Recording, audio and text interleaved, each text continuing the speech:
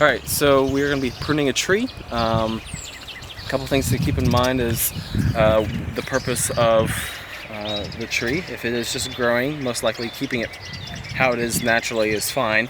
Occasionally you would like to prune it so the branches don't cause a hazard to the tree itself, such as crossing branches and rubbing, or having a branch that goes straight up and is starting to bend, which could, in high winds, break off. Just a few things to look for. If it's in an area where there could be people around it, pruning branches off the bottom base of the trunk to kind of allow people to go through it and not damage the lower branches. Watching for branches that have a lot of weight on them and are bending, or branches that are trying to reach out for sunlight just because the tree put out those branches as it was growing. So right here we have a lower branch. What we're going to do, cut it in a couple of spots. We're cutting it farther out and then we're going to go back. This reduces the drag on the tree branch from the weight of the branch itself.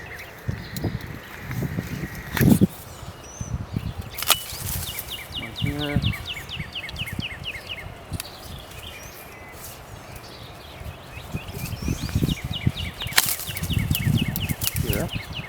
This is another tree right here, growing right next to it. We have a little bit of mistletoe here. I would cut one more time before you make the final cut.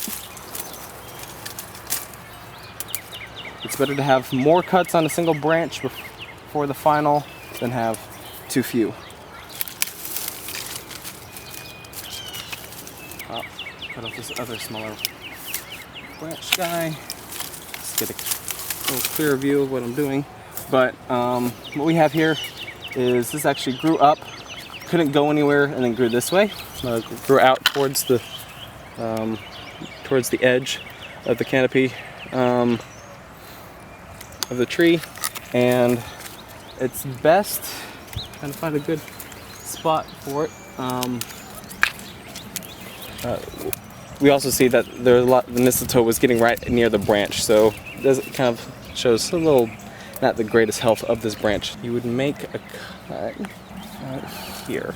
Yeah, I'm gonna have to take a saw to right here and either cut it diagonally this way or this way, depending. You can't see it. It's a very odd branch.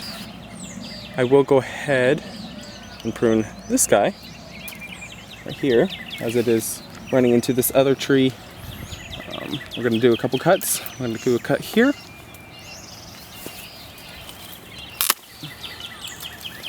This is what we want to limit when we make our final cut. So that kind of is peeling off the edge. And right here, this unevenness, it makes it hard for the tree to heal itself. Another safety cut that you would make to this tree, not a little further along, but not now, maybe in a year or two, would be cutting off this branch right here.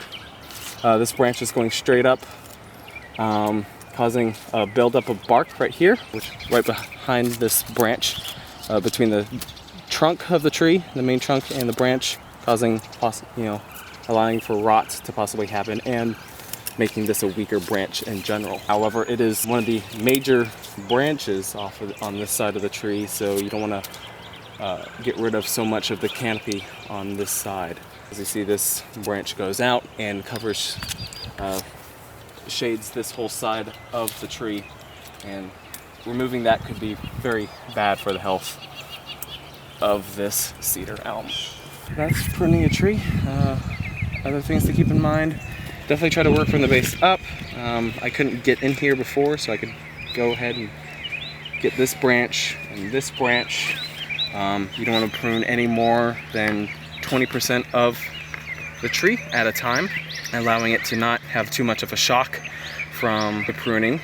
You don't want to escalate any issues that the tree might have regarding any disease or water issues, drought, or weather, such as heavy wind. That is it.